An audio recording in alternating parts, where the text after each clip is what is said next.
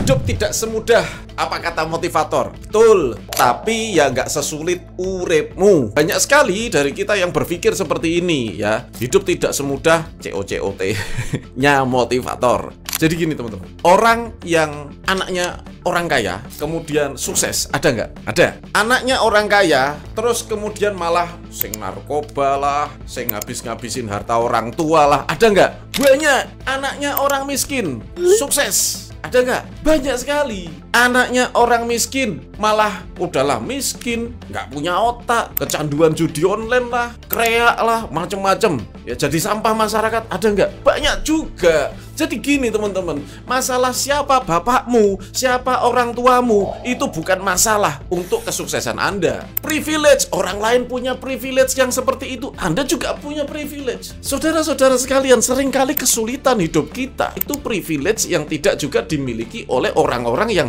bapaknya sudah kaya. Orang-orang yang hidup dengan penuh keterbatasan, punya mental yang lebih tangguh, punya jiwa survival yang lebih kuat. Jadi ketika menghadapi satu situasi, lebih tahan banting. Itu privilege-nya. Mereka punya privilege juga. Punya privilege apa? Mereka punya privilege segalanya lebih mudah misalnya. Ada modal, ada pengetahuan dari orang tuanya, ada pendidikan yang layak dari orang tuanya. Itu juga privilege. Saya pun bukan terlari dari anaknya konglomerat, tidak. Tapi bukan berarti kita tidak bisa mengejar apa yang kita mau. Bukan berarti kita tidak bisa berupaya. Bukan berarti kita tidak bisa belajar. Kalau Anda mau belajar saja, Anda pengen sukses, terus Anda lihat, lah itu punya privilege, itu punya privilege, omongannya itu, omongannya ini.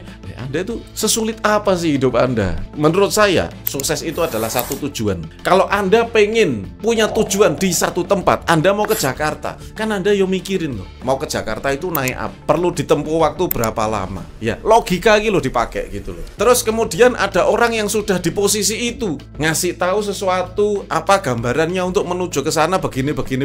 Ya kalau cocok diambil, kalau nggak cocok nggak usah. Ada orang yang ngomong mau ke Jakarta, wah enak naik pesawat kelas bisnis bla bla bla. Lah dia punya privilege. Ya kalau nggak cocok, ya cari yang ke sana naik bis lah. Siapa yang pernah naik bis ke sana ya? Jadi saya pun Bapak Ibu sekalian, ketika dulu masih merintis, saya nggak pernah loh punya pikiran kayak gitu. Jadi justru ketika ada orang-orang yang punya privilege, saya berusaha cari tahu apa sudut pandang dia untuk menggunakan privilege itu sebagai leverage untuk dia lebih sukses lagi. Kadang-kadang kita itu terlalu melihat apa kekurangan dia, sehingga kita tidak melihat apa kelebihannya yang bisa kita pelajari. Ketika ada satu seminar di Surabaya, pembicaranya anak salah satu orang terkaya di Indonesia. Ya anaknya 9 naga lah. Baik orangnya, humble, dan dia ngajarin bagaimana tips bisnisnya itu di tengah-tengah lapangan kerja anak-anak Gen Z. Jadi gimana menghadapi Gen Z, bagaimana perilaku mereka apa segala macam. Lah, karena karyawannya lebih banyak daripada karyawan saya, ya saya dengerin lah. Oh ternyata gitu ya cara dia memperlakukan karyawannya, Gen Z-nya segala macam, dengan seluk-beluknya segala macam. Itu saya dengerin, saya bayar seminar dan saya ikut, saya denger. Pembicaranya anaknya orang kaya. Problem nggak buat saya? Nggak problem, karena ilmunya selalu bermanfaat. Pasti ada sesuatu yang bisa kita ambil. Ingat Bapak Ibu,